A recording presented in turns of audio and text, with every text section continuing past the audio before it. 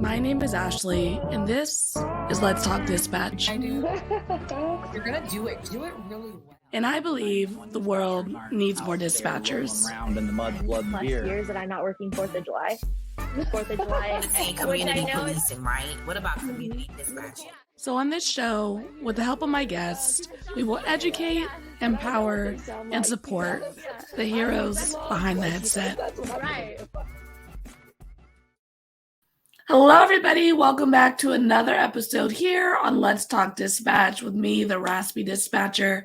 I just wanted to take some time today to thank you all for subscribing to the podcast. You know, at first, I've gone through a lot of growing with the Raspy Dispatcher and kind of finding what it is I want to do, how I want to do it. And this Let's Talk Dispatch is definitely something that has been an idea in the back of my mind for a good amount of time, wanting to connect with folks, get more information out there that is dispatch specific to dispatchers. And it's been really fun watching this grow on the YouTube channel, then turn into a podcast, and everyone liking, subscribing, giving me reviews, giving me feedback. I love it. I really appreciate it. And I just want to thank you all for all of that support. Of course, if you're listening to this and you haven't subscribed, hit subscribe, leave a review, even if it's just tapping 5 stars. It's helpful getting us out there for more people to see and listen to. And of course, another thing that's been blowing up a little bit, and I super appreciate Halcyon for sharing it during Dispatch Conference Week, are because we need more dispatcher shirts and our dispatch merch. So if you're interested in any of that, you can head over to theraspydispatcher.com or hit me up on Instagram and we can get you set up with that stuff.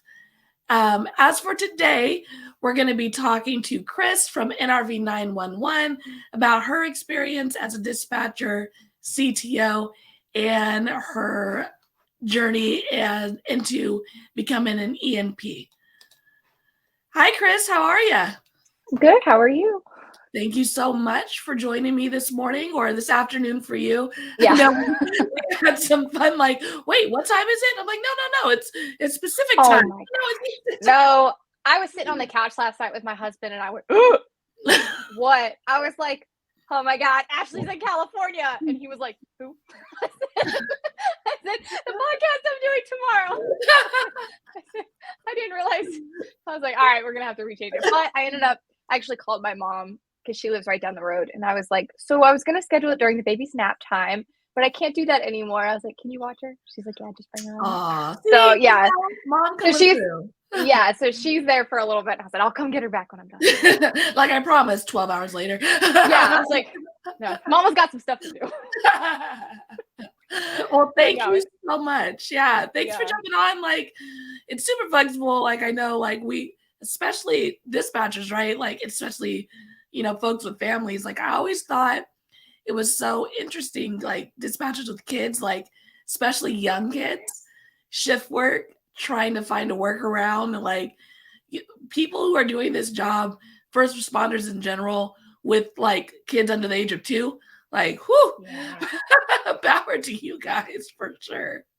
Yeah, I've got an 8-year-old stepdaughter, and I've been in her life since she was 2. Mm-hmm. And then my daughter is about to turn 2 in like 2 weeks. Mm-hmm. But I keep getting Snapchat memories on that pop up that like 2 years ago today, I was like out to here, and I'm at the dispatch console, and I'm like, oh. And I was like, only one more shift till maternity leave. Only 2 more hours till maternity leave. Yeah, I worked all the way up almost to the very end, but because it was the September of 2020, so COVID was like in the height of it. My doctors we didn't really know a lot about it, so they ended up writing me out 2 weeks early for quarantine. So and they don't even know if they do that anymore. But I remember my OBs wanted me out. So for the last 2 weeks of pregnancy, I didn't have to be at work. I think I could have done it, but I was getting little tired. Oh my God.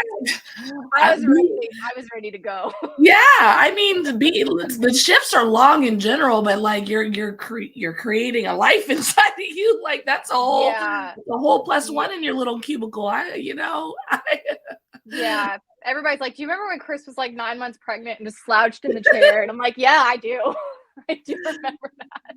It's funny because one of my academy mates, we have a group chat still. We're no longer at the same agency, but she's significantly younger than me, and we always joked with her like we've gone through like all of her big moments in life. Like during academy, she turned 21. It was like, oh, you can drink, like you're like a big baby, Yeah. And then we went to her wedding, like a year later, and now she just had a kid. And I'm just like all these huge milestones with her. And she decided to go back as a reserve rather than full time. But just dispatching like while pregnant, I mean, I have to run to the bathroom now. I can't imagine like it was in the morning sickness and like all that stuff. And yeah, I remember right before I announced it, because it was like I found out I was pregnant in January, and then February we had our first ultrasound, and then March the world shut down. And so I was trying to keep it, kind of quiet, and I was being really paranoid and really wanting anybody in my pod because we didn't really know. Mm-hmm. And then I remember I was just vomiting in the bathroom, and my supervisor came to check on me, and I was like, I don't have COVID, I'm just really pregnant. She was like, oh, congrats. I was like, don't send me home, I don't have COVID. But I actually kept it a secret for a while, and all I had was just like ginger ale and crackers on in my pod for weeks. And people probably assumed, but nobody called me out on it. And then finally when I announced it, everybody was like, oh. Yeah. No one wants to be the one who's wrong. Like, right? Like, what are you doing? No one wants to get that question wrong. Right. So I remember I told my supervisor, and she kept it quiet for me for a little bit because everybody was so paranoid. Like if you would sneeze, you'd cough, you do anything. Mm-hmm. Nobody wanted to be around anyone, and I was vomiting in the bathroom. It's funny because and I feel like pregnancies and comm centers come in like, especially larger ones, come in like threes. Like so I remember at my old center, our gym was like attached to the backside of our locker rooms. So I remember coming out of the gym, changing, about to hit the floor, and then I just hear someone like throwing up in the bathroom, and I'm like, hey, you good? And it was one of the ladies who was pregnant. I was like, oh, you're just pregnant. You get it's fine. Yeah. You okay? Like, yeah. Oh my gosh. It was, man. And I know that right when, maternity leave was great. But as maternity leave was like coming to an end, I had such mixed emotions. I was still really hormonal. And I didn't want to leave her, but I was also like, I'm ready to go back. And I remember the first day I went back, I was on a police channel. I think I probably made so many mistakes. I just cried for 12 hours. I was like, this is such a mistake. What am I doing here? and imposter syndrome. Like. Yeah. And I had already been dispatching for, almost 6 years by that point. Mm-hmm. But I was, goodness gracious. And then finally, like once we got into the groove of it and everything, it's hard, but I mean, we make it work especially like with the shift work. And I work daylight, so it's 7 a.m. to 7 p.m. And so on the days that I work, I obviously miss her waking up in the morning and miss all day with her, but we've timed her bedtime right. So when I come home at 7:30, we hang out, we do the bedtime routine, and then I get to put her to bed. So I at least get those, and her dad's a rock star on the days that I'm working. He gets homework done, kids fed. I mean, he's got it going on. So when I come in at, after work, after the long day, because he's got the typical hours, he's got Monday through Friday, I guess it's like 8 to 4, 8 to 5, that kind of. So we definitely have two completely different shifts. Like, and I work every other weekend and he's off every weekend. So there are those times when I'm working on the weekends and he's got the kids where it's just kind of lonely. And you feel like you're sitting in the console and you're like, well, this stinks. But I love it. though. Every time I ever think about like what my life might be if I'm not there, I'm like, no, I really like it here. I really, as of right now, like I'm content and I'm happy. I've been, come February, it'll be 8 years. Wow. Which is crazy to say, Right? that I really, truly never thought I would be. I literally just got the job out of college because, loans were coming up and I couldn't find Let's a talk about job. that. How'd you get into public safety? Yeah. Like, what's your intro story? So, I went to school at a liberal arts college, actually like an hour from where I live now. And I majored in theater performance and design. And I wanted to do a lot of like set design and directing and all that kind of stuff. But I remember as I graduated, I really was not willing to move to New York or California or someplace like that. I really, and I knew that was the only probably big way for me to actually make it. And so I kind of looked at some jobs around my general area and nothing was really coming through. And my dad has been an officer now either 36 or 37 years. I can't remember how long. But at the police department he worked, which was my hometown, he was like, they're hiring dispatchers. Why don't you just, why don't you come and put in an application?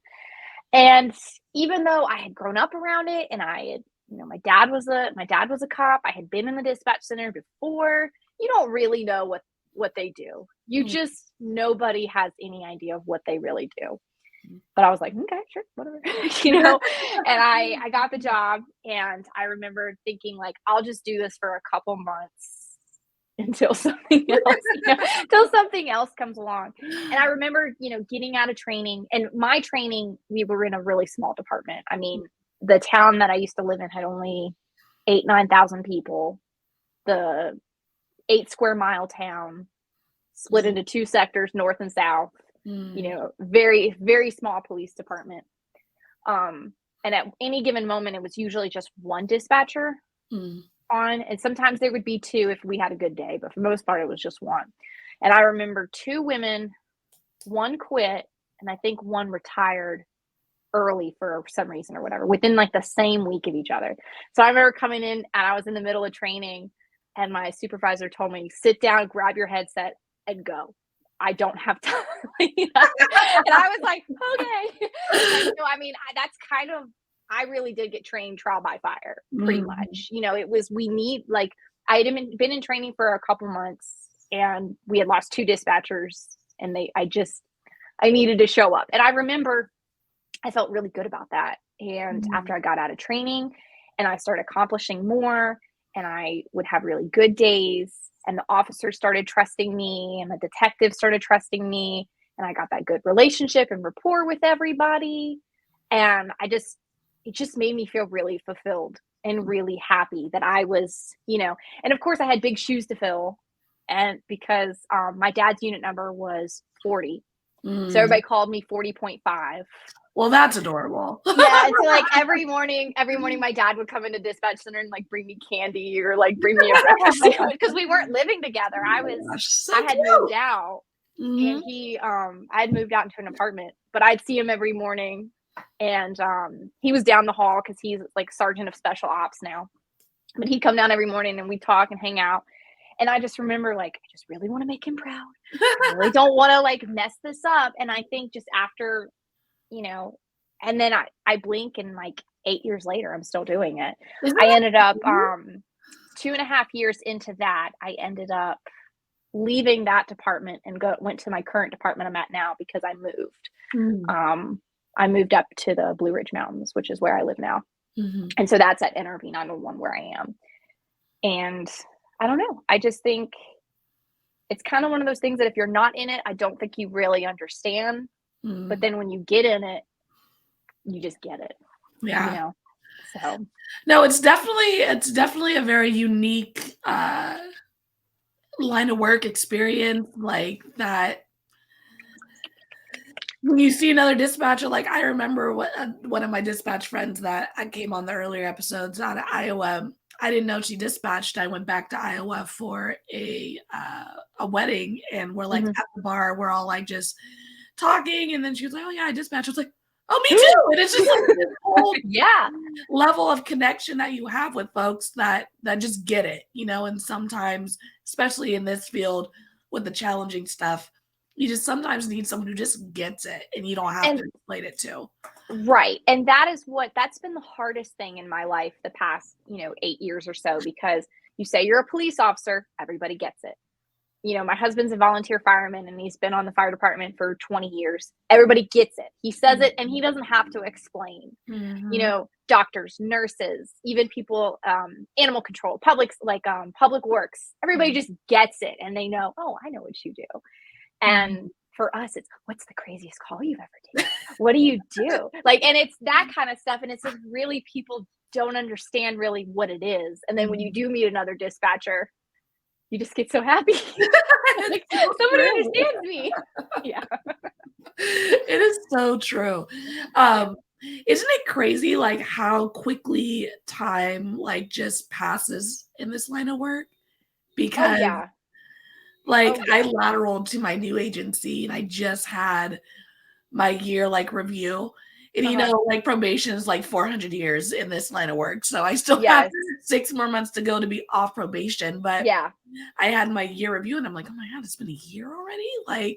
Which means I'm going over 5 years as a dispatcher. It flies. Oh yeah.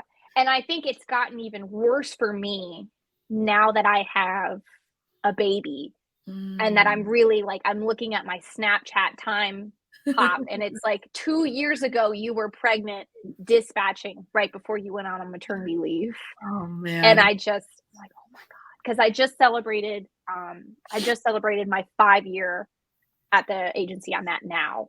And so it's been 5.5 years since I've moved up here to this general area. And I'm I feel like it was yesterday. I feel like I got in my car and I moved up here and I've been here 5 years and I still am really bad with directions. So sometimes I can't tell people, when people call 911 and they have they're lost. I'm always like, I'm going to put you on hold real quick and I'm going to let you talk to somebody that can help you. It's funny, when callers are calling, they're like, yeah, that little store on the corner in between the donut shop and I'm like, no, I don't know every single store in our city. No. Yes. And my trainer when I came up here, he's from here, and it was like that with him. People would call in and he would be like, yeah, I know that rock that's by that tree that's by so-and-so's house and where that fire was 15 years ago. And I'm like, dude, I don't know, because I'm not from here. I didn't learn to drive here. I didn't grow up here. I didn't have all when I came here, I was an adult and I started working here and I kind of had to figure it out. But and it is funny, when I do train, I have trained some people that are born and raised here. And they just get it so fast, especially when I'm trying to teach them the mapping system and stuff. And then when they start going through and they're like, oh, I know where this is. Blah, blah, blah. I'm like, all right, I'll just be quiet. I'll let you handle this. You holler at me if you need any help. Right. No, I wish I said I was joking, but I have put people on hold on 911 before with those calls where they call and they need directions to pass it off to my supervisor or to somebody that's from here. And I'm like, I know it sounds resources. I was like, I know it sounds really bad. I've been working here for 5 years and I don't know where this road goes, but and it's also, I don't live in the county that I dispatch for. I live in a county next to the one I dispatch for. Yeah. And I think also, I don't trust callers. They're like, well, I'm going west and they're going east the whole time. And and I am not good enough to determine if they're right or I'm right. Yeah. I remember I could do it at my old agency because I lived there and it was a really tiny town and I was really good at getting people. But our Montgomery County is big. Yeah. There's a lot of things going on in there. And a lot of it is what you said. It's people that they talk about things that don't exist anymore. We literally have something called the Big Oak in our town, and it's just a tree. That's it. It's just a tree. And so, and if you didn't know where that was, or you had no idea. There's no sign. It's nothing. It's just a tree. It's just everybody knows it's a big oak, you know? Yeah, it's literally the tree. And yeah, so That's hilarious. Yeah. That's so I try funny. my best. Well, you're 8 years in and you're a CTO. Let's talk a little bit about that, like your experience going from like not a trainer to a trainer, and kind of your philosophy there, and Yeah. I'll really thank you about that. When I was at the agency I was at before, I was certified through APCO as a trainer. Didn't have a lot of opportunities to train because we didn't have that many people before I left, but I knew it was something I wanted to do because once I got it, like once I got out of training, I loved my trainer. She was awesome. She was one of the most knowledgeable people in dispatch ever.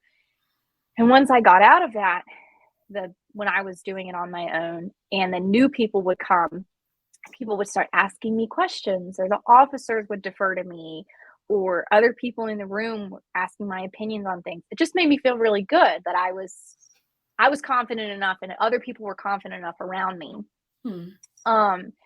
But I didn't get to train a lot when I was at my first agency. So when I went to my new one, probation period, that's like 400 years long. So I was on probation for a while, and then there weren't any openings because we have 4 shifts, 2 days and 2 nights. We do the long week and the short week. So Monday, Tuesday off, Wednesday, Thursday work, Friday, Saturday, Sunday. The next week is Wednesday, Thursday.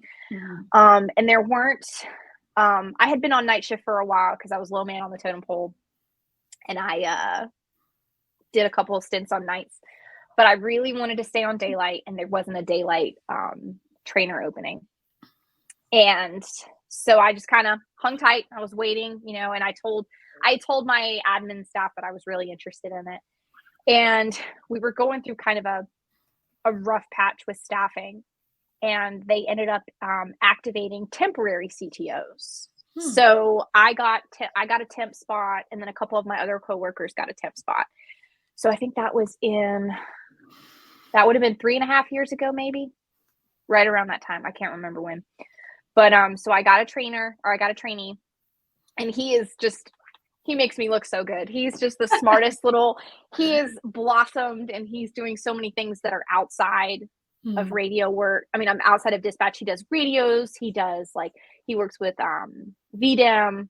He does all this kind of stuff. I'm so proud of him. He always says, "Kris, train me." I'm like, yeah. I'm like, it's all you, buddy. He makes me look so good. But I remember he was such a success, and I felt so proud and so happy that he did so well. When there was an official opening on daylight, I applied and I got it. And I've always been the kind of person that when I achieve one thing, I'm kind of looking for the next thing. And that's what training was for me. Like once I was on my own and I did it, I was like, what's the next thing? And for me, it was training for me. And I have this kind of philosophy that if I have ever struggled on anything ever, I want to be the last person that's ever struggled on that. Because I don't like gatekeeping or holding this knowledge that I know that you may not know, but I'm going to make it hard for you because it was hard for me. I'm not into that at all. I love that because I think there is a bit of that in dispatch. I mean, if you're in dispatch, we acknowledge that there's a bit of a toxic realm with, I would say, because I'm only 5'5", I'll go on 6 years in, with folks who have been doing this a very long time, that they want you to climb up the hill, go to school in the snow, barefoot, to dispatch, and we don't need to do that. We don't need to train in trauma. Because I've had people that I've looked up to before that were kind of like that. And then I've had people on the opposite side that were just, what can I do to help you? Let me show you everything I can show you. I will overload you with information. And I mean, that's kind of how I feel. If something ever was really, really hard for me, I don't want anybody else to feel stupid. I don't want anybody else to feel that way, because I have had some dumb moments in my dispatch career. I've had some moments where I felt this big, where I've just not felt very good. And I don't ever want to make anybody feel that way. And that's one of the fun things about training for me, is that if I can make someone's life easier, if I can help someone do better, and that's what I want to do. I just got a trainee cut loose 2 weeks ago, I think. And we trained her on days, but she just went to nights. And I texted her how her first week was. She was telling me about like all the paperwork she was doing and how all the officers were running traffic stops. And she had like within the first week of her being on night shift, she just had all of these insane, crazy things that she was handling on her own. And I know she did a really good job. And that's what makes me, she's confident and she's happy. And that's what makes me happy, is knowing that I helped a little bit, like I helped somebody get to that point, so I enjoy it. I really do love training, which is one, it's definitely something when I think about the trajectory of my career and how I want it to go, I know it's going to be within the training realm. That's my goal. That's my hope. I think that'd be amazing. And, what's one of the ways that I kind of saw you and reached out to you is because I noticed you were posting a lot of like helpful like handouts and like charts about training and oh yeah, like where do you find the inspiration for those things? And mainly what I said earlier, like it was things that I really had a problem with. And I just I just downloaded Canva a couple months ago. I because love me some Canva. Halcyon and I got to talking about Canva, and her and I go back and forth. She sends me stuff all the time about like how to do it and everything. And I do it almost like in a selfish way because I'm trying to learn how to be better at producing digital content. And well, what am I going to do it on? And I'm going to do it on something that I know. And all those little packets and things that I've been kind of putting out into the world is just things that I have struggled on. The biggest one I posted was like a 20-page Annie Alley document the call processing one, and how to read an Annie Alley screen and what is everything on there. We use Vesta 911 for our call processing. Yeah, for our phone system. So I remember it was just so difficult for me to get it. And I know that I've been dispatching before where I've had people who were really seasoned who may not have known what every little line on that thing was, or people who were brand new. And I remember trainees used to point and go, "What's that?" And I'd say, I don't know. And so we don't acknowledge that that's not there. We know that's not necessary. Yeah, ignore that. So, and that's what I did. And that's what I decided for the big Annie Alley packet. And it was during when I was studying for ENP too. So I just said, you know what? I'm going to make this for myself because I really, really need it. And I reached out to so many people. I was having my admin staff reach out to like Motorola and like have them send, because I said, if I'm going to put this out, I want it to be right. And I want to make sure that it's like stamped of approval from certain people. And all the stuff I got was from Nina, all the definitions and everything. And I was screenshotting every time for like a solid month. If 911s were coming into the center, everybody knew, oh, it's a landline, screenshot it for Kris. And they would screenshot it. And I'd run back into the server room and get it. Or, VoIP calls, phase 1, phase 2. I just told everybody, when you get these calls, let me know, because I'm trying to, And then I went through every line by line and was like adding fake names and adding fake addresses and like changing. But I really wanted to help other people that anybody else had ever struggled with it. I didn't want them to anymore, and that's kind of my thought process with that. I had struggled in the past with writing DORs and making them sound professional. So I made one for that.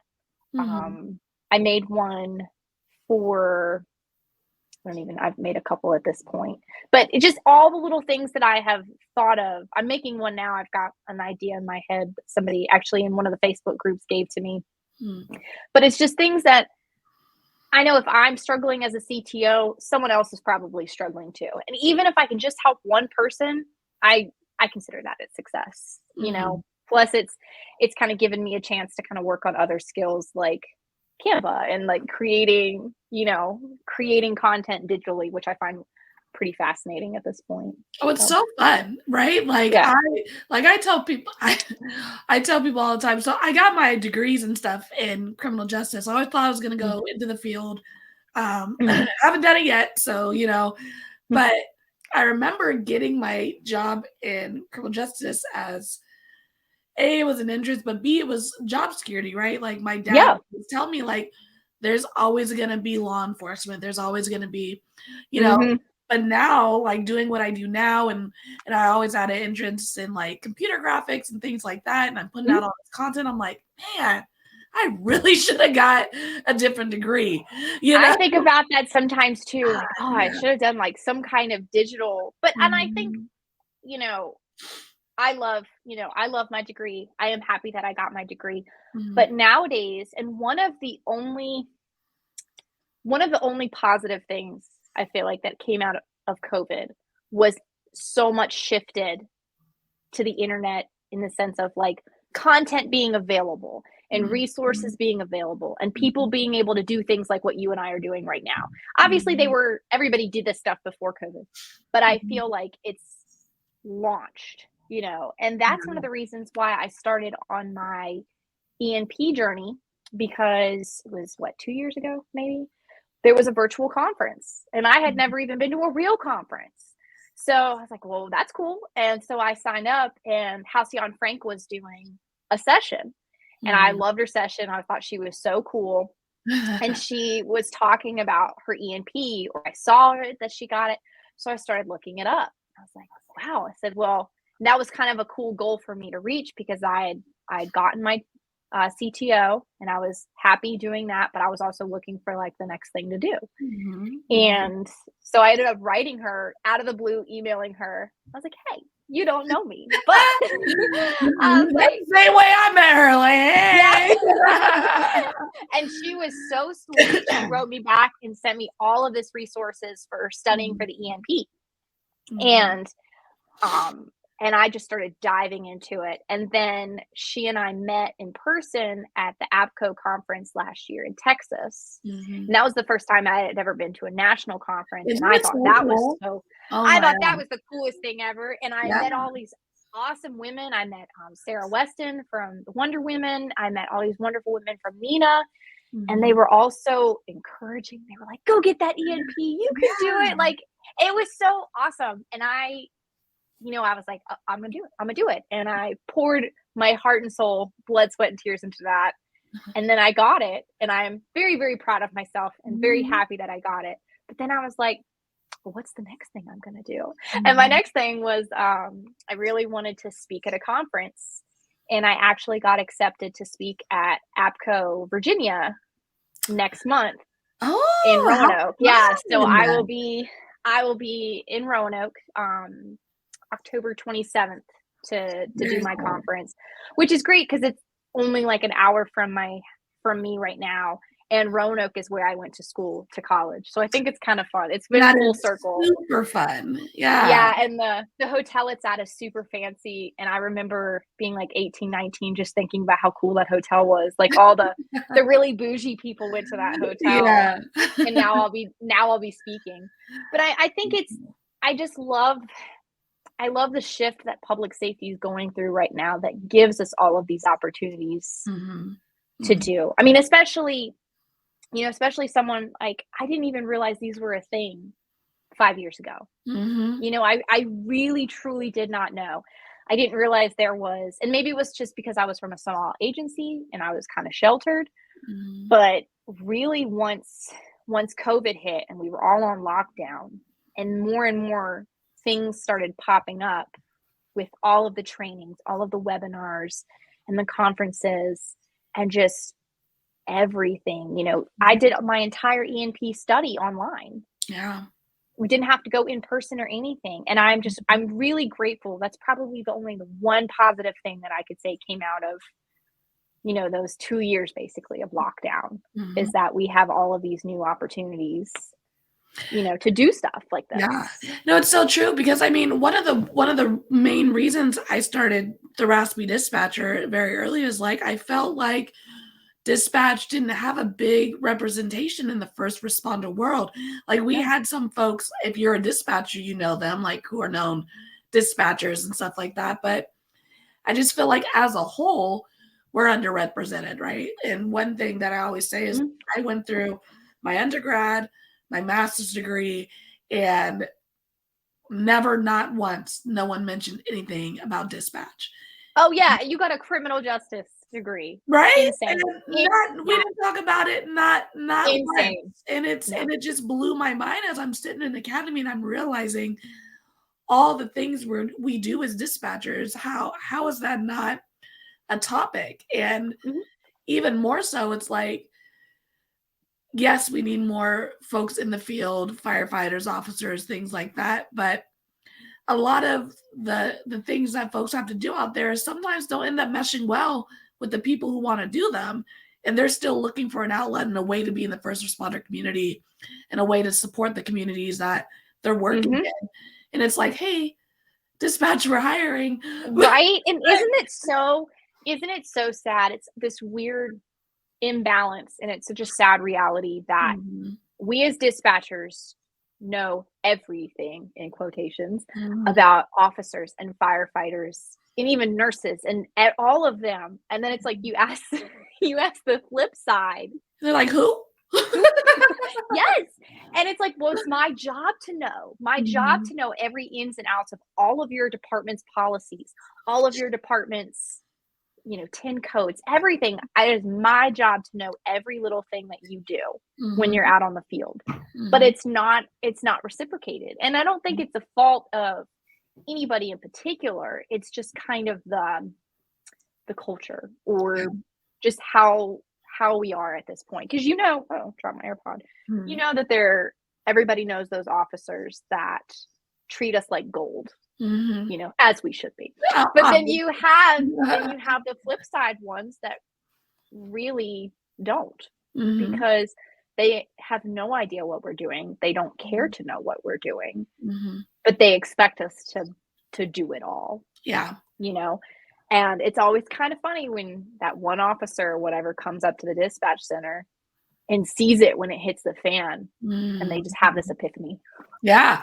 No, it's so true. Like, I have officers who just like, sergeants even, just like, I can do your job. Like, yes, they're like hanging out, phones will start ringing, something will come out, and then they're like, I'm gonna go. They're just like, yes, we're just gonna it's too chaotic in here, because you do got to learn to manage like this chaos when things, especially in smaller agencies, because I went from a big one to a small one, so I had to learn to shuffle differently, And oh yeah, that's what we joke, the old timers. The agency I'm at now is consolidated. And years ago, I think we're on year 6 or year 7, but years ago it was 4 separate agencies that came into one.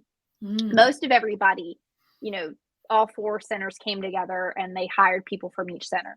I didn't work in any of those, but I came from a place where you were by yourself.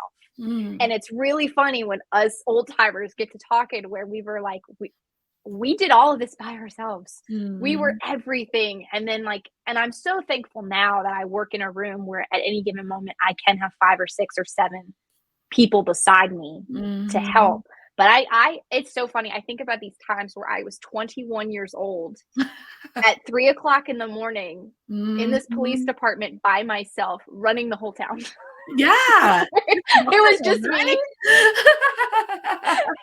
And I think she just starts turning on the tones or the beeper just for fun, and they're like, why is the beeper? This is bored. Yeah, and I was like, what? I was like, who gave me this responsibility? That is something I used to say a lot when I was younger, is like, look, they're giving me jobs that I have just, there's a lot of responsibility for the amount of maturity that I possess. And it's bad when the things started going down, because one time all of our Verizon lines went down and we were using the handhelds. Oh my and I think I got on my cell phone or something, and I called my boss at home, and I was like, help.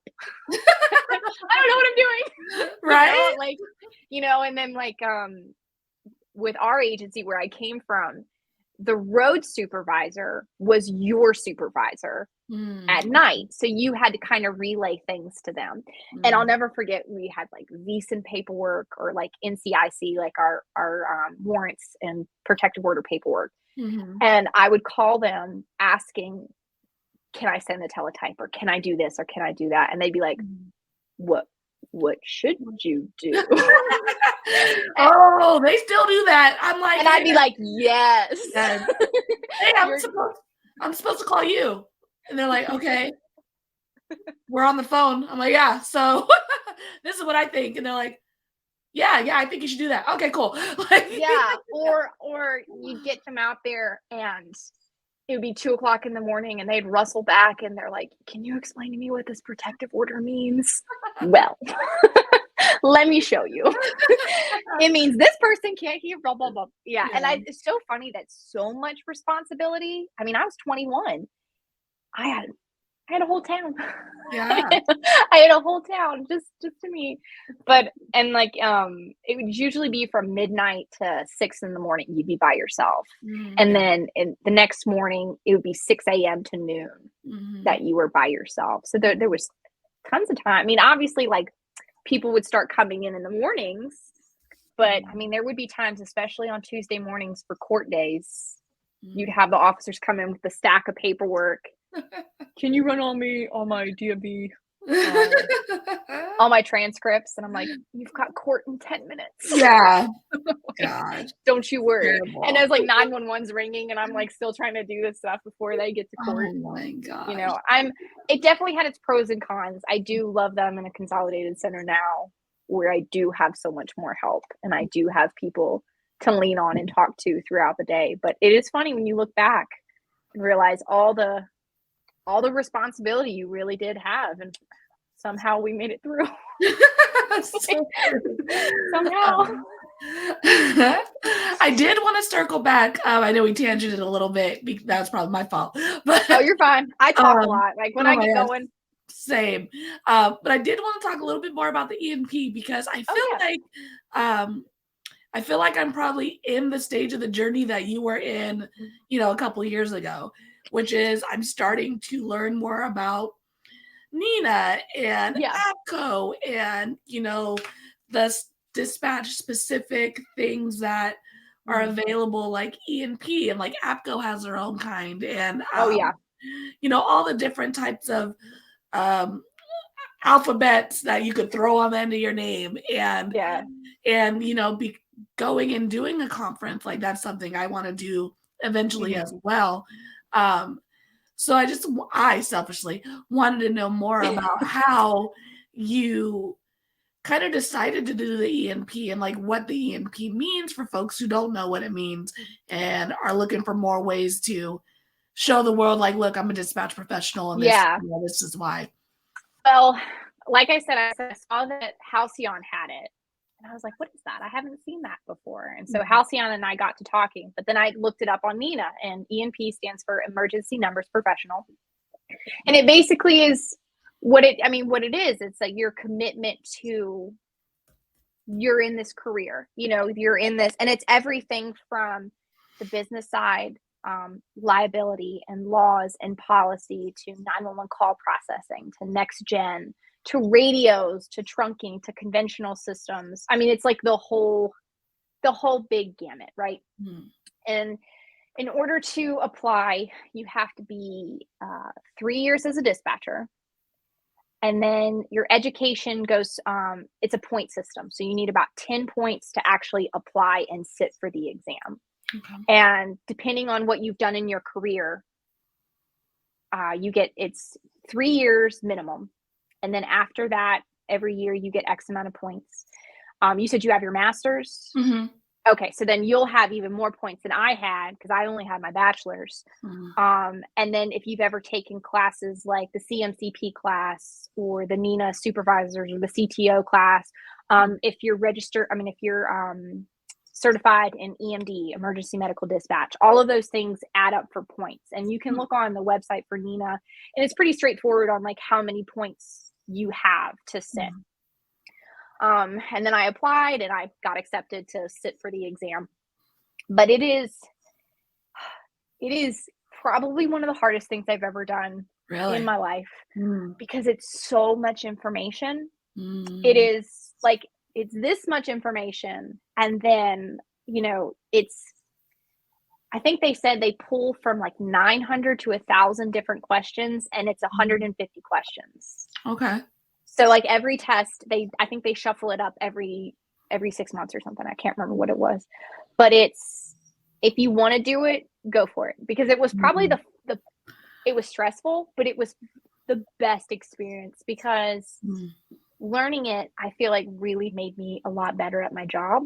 But I got the ENP study guide, the little blue book, and I read it cover to cover at least 5 times, marked it up, made things or whatever. But it's not the only thing. They say it all throughout the book. This is not the only thing you need to look up, you know. Mission Critical Partners has an amazing study group. It's for free. That's who I used. There's a couple different ones out there, but the ones that I went through was Mission Critical, and they're so amazing. You sign up and it's pretty much they do it once a week, and it's a Zoom meeting. And because of my job, I literally never was live. I always watched the recordings. You get the PowerPoint, you get the notes. Anytime you've ever had, and it's all for free, and it was so perfect. So you'd sign up at the beginning of the semester, and every week you would get the information. And the people there are so helpful and incredibly wonderful. And I had tons of questions, and I would email them. And if she didn't know the woman who was running the study group, she would forward my question on to the person that did know. Yeah. And I did a lot of that kind of stuff. My husband got me an iPad for my birthday the year before. And so I downloaded all of these study apps. And I had like 2,000 flashcards or something insane like that, because I was like, I'm going to just, and I mean, I did it at my own pace. They do the exam 4 times a year. But I just started studying, and then I decided as the deadline was coming up, am I ready to take it? That's you smart. know, but the good thing is there's so much out there now. You know, I was watching old YouTube videos. I was watching, webinars and trainings. Like, there's so much that you can find, practice tests and everything. And there's really only, the last time I checked, Nina said there was like 1,100 of us in Canada and the United States. I think the number's gone up a little bit since then. But it is pretty cool that you feel like you're a part of this really smart, awesome, cool club. Yeah. that you worked really hard to get. Yeah. And it's so worth it. It is, I definitely cried a lot because it was, and I ended up taking it at home, and I did it that way because I couldn't find a testing site close to me. But I couldn't recommend it enough. If somebody really wanted to get it, it's not impossible. It's just, it is difficult. It's hard. It's not something easy. But if it was easy, everybody would get it. And that's why I think that's why it has so much bearing nowadays, that when people see it on your name, they're like, oh, wow. Like, good for you. I'm like, thanks. I tried really hard.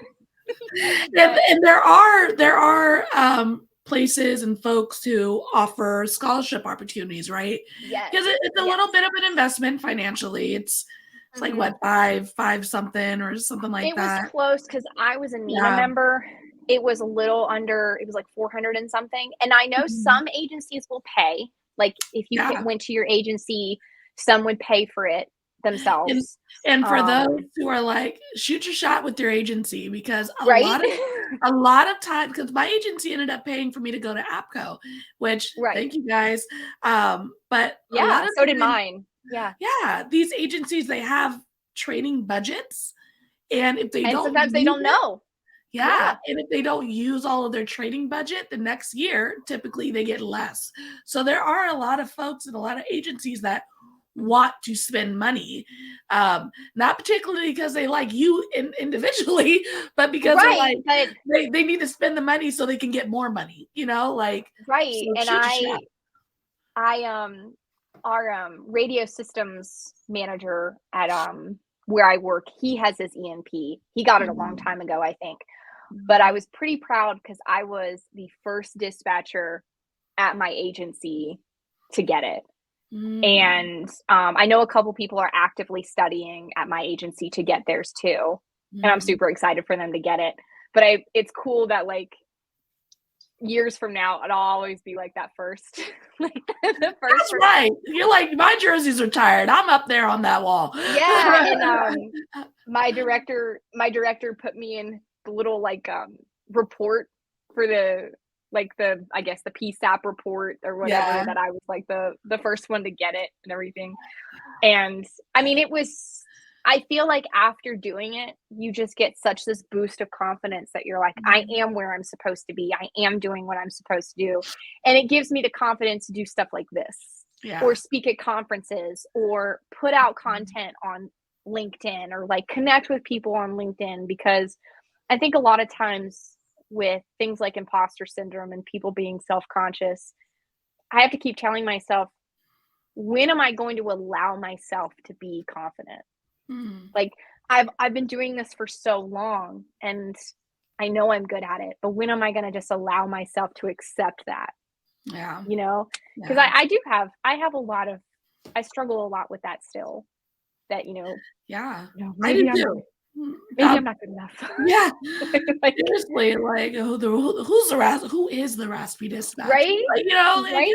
yeah, Yeah, totally. or, I just tell myself, oh, like, they just screwed up the test. I didn't actually pass. I've just been walking around thinking I got it, but I really Just didn't. waiting for them to give me the call, like, actually, I Actually, need those letters back. and when I got accepted to the conference, I was like, maybe only like 2 people applied. Like, they just accepted me by default. And I still have these ideas and I still have these feelings, and I'm trying really hard to work through those, that what I have to say is important, and I am important, and I am valid, and I just have to keep telling myself that. Exactly. Yeah. That, Yeah. I mean, it's so true, because like when I went to the conference, I was like, I'd never speak. Like, what am I going to speak about? And I still don't know what I'm going to speak about when I decide to pull that trigger. But I right. remember sitting in the conference, like listening to all these different, like amazing people and going, I could do this. Like, this is definitely something I could do, Right? Like, Yeah. I could do this. And so it is a constant battle with imposter syndrome, and like feeling like you can like run amongst the, the Ryans and the Halcyons of the world, and like, Yeah, because you're like, yeah, what? You're like, what I have to say is not really, no one really cares. yeah, Like, right. yeah, But and it is so valid. Like every dispatchers, if you're like not sure, you can come on Let's Talk Dispatch, always available for a chat.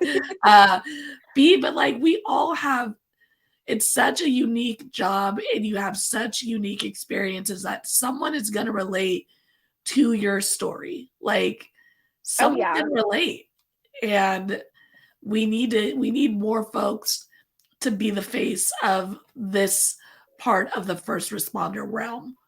yeah. I just really wish that dispatching was more mainstream.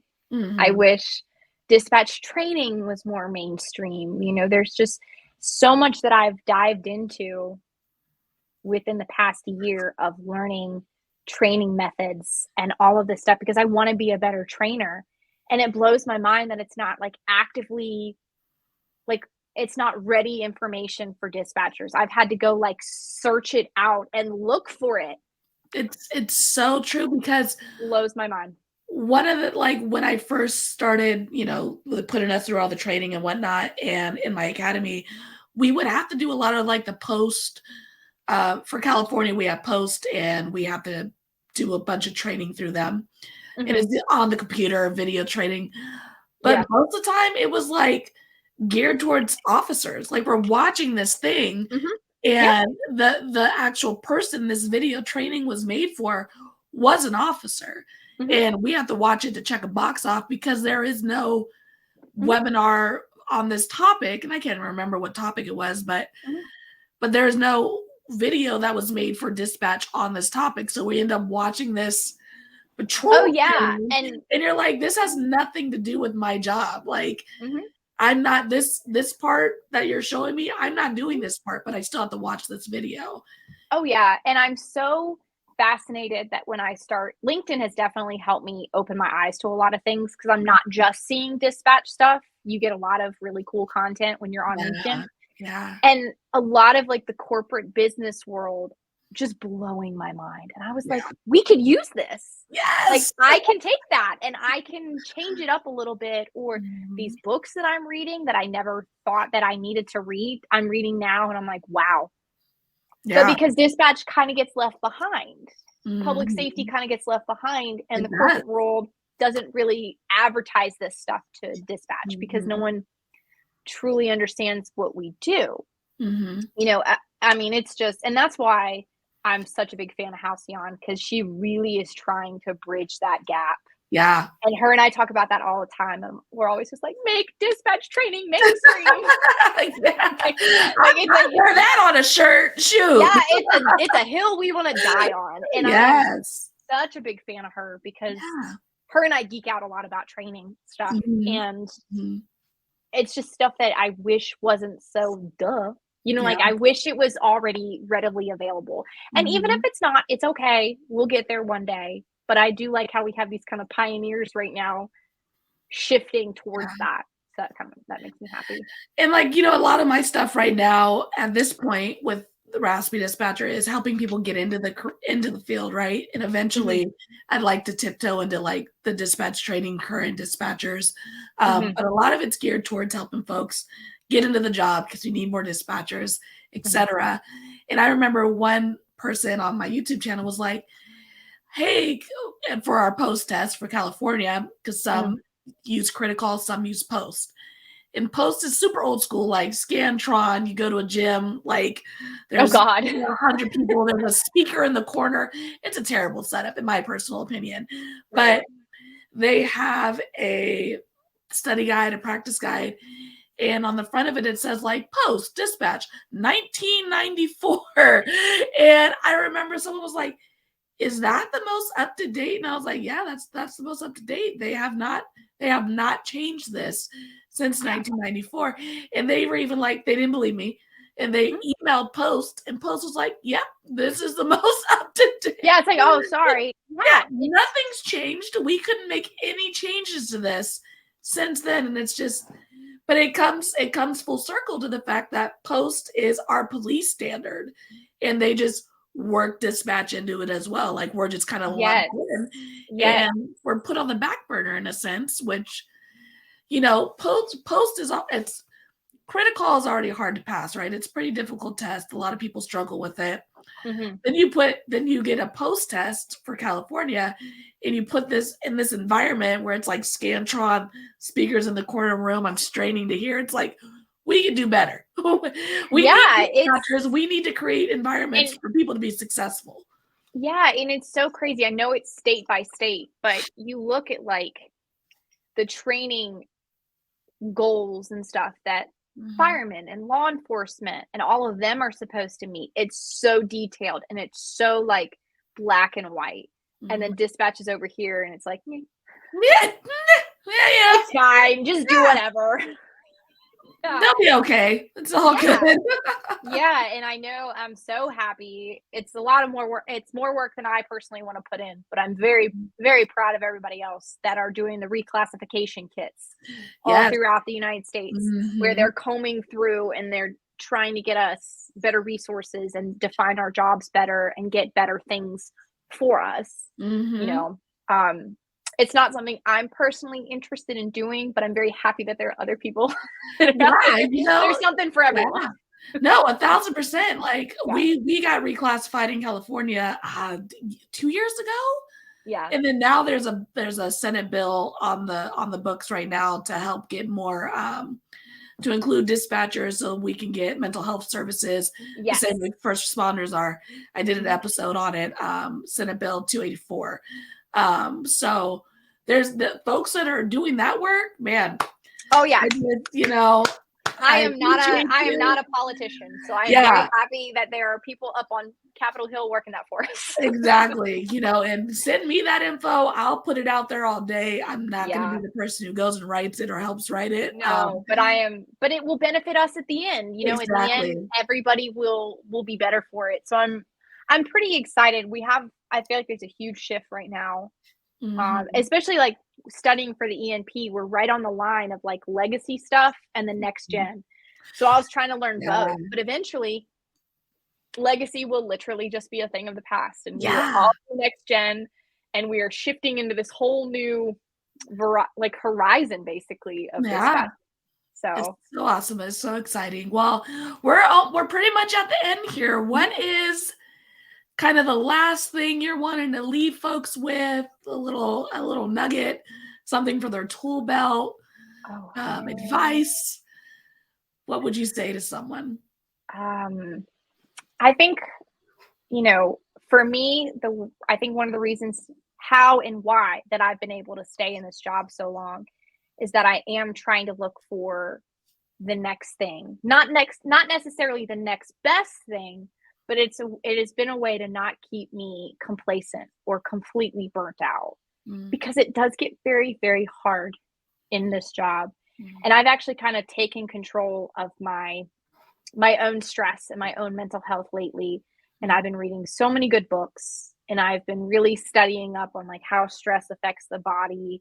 And I'd like to kind of come out with stuff like for that soon, just to kind of prepare people. And I think that's the biggest thing, like being educated in yourself and knowing that this is not an easy job, and things are going to follow you, even if you don't think that they're following you. They're hard hours. It's hard work. And especially when you kind of feel like the world doesn't understand you. When you're at a party and you say you're a dispatcher, nobody gets it. When you're at a bar and you say you're a dispatcher, nobody gets it. So it can feel kind of lonely and isolating sometimes, which is why things like these are so good. And so I think if I had advice for anybody that was coming in, just make sure you're always on top of it, knowing that what you really want, because you don't want to blink and you're 5 years in and miserable, and you wonder, how in the world did I allow myself to get here? And I am proud of myself because I blinked and I'm almost 8 years in, but I'm happy. And I've had times where I wasn't, but I recognized it enough to fix it. And that's the kind of stuff of like, I need to shift my focus to something positive, like trying to get an ENP or trying to become a trainer because it's what I want to do, or help people, or do something fun like a podcast where I can talk about, the good stuff and the bad stuff. So I don't know how good of advice that is. I think that was amazing advice. Where can people find you, find your resources, connect with you? I hang around a lot in the Wonder Women Facebook group. Awesome. I'm always around there. But the biggest thing is my LinkedIn, just Kris Nichols, and I'm constantly connecting with people. I don't have anything fancy like a website or business cards or anything. Not yet. Not yet. I'm just either you'll find me floating around in the CTO Facebook group and the Wonder Women Facebook group. That's awesome. And I'll include all your LinkedIn and anything you want them to be able to reach you directly. Okay, awesome. No notes, so they can find you easily there as well. Awesome. Thank you so much. Awesome. Thank you, Kris. I really appreciate and really enjoyed this chat. Yeah, me too. And I'll be right back with you. Okay. All right. All right, everybody. That was our episode today. Super excited about that episode. Like I said, it's a little selfishly plugging at the ENP stuff because I'm just learning about it as well. And it is a great resource for folks who are wanting to be more involved as a dispatch professional and really learn all these things that we don't get to learn doing the job daily, kind of that back end stuff. So definitely subscribe, tell a friend, check out all the resources, reach out to Kris if you have any further questions about training and ENP. She's always willing to jump on and chat with you. And until next time, everybody, stay raspy. Thanks for joining us on today's episode of Let's Talk Dispatch. Don't forget to subscribe on YouTube at The Raspy Dispatcher, follow us on Instagram, and check out Let's Talk Dispatch anywhere you listen to podcasts. I'll see you next time, and stay raspy.